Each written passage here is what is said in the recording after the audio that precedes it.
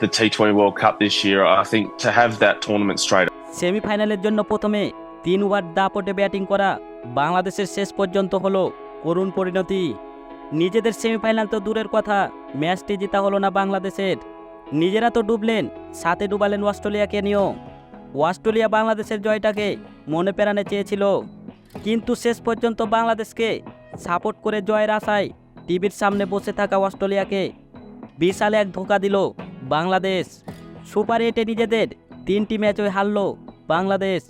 বাংলাদেশের এমন খেলা দেখে ম্যাচ শেষে এক টুইটারে ভিডিও বার্তায় ম্যাক্সওয়েল বলেন, আমরা টি20 বিশ্বকাপে বিদায় নেওয়ার পর আমি ভেবেছিলাম বাংলাদেশ হয়তো তাদের শেষ ম্যাচ আফগানিস্তানকে হারিয়ে দেবে। আমরা মরিয়া হয়েছিলাম তাদের জয়ের জন্য, কিন্তু শেষ পর্যন্ত সে আশায় জল ঢেলে দিয়েছে বাংলাদেশ। আমি আর বাংলাদেশের খেলা দেখব না।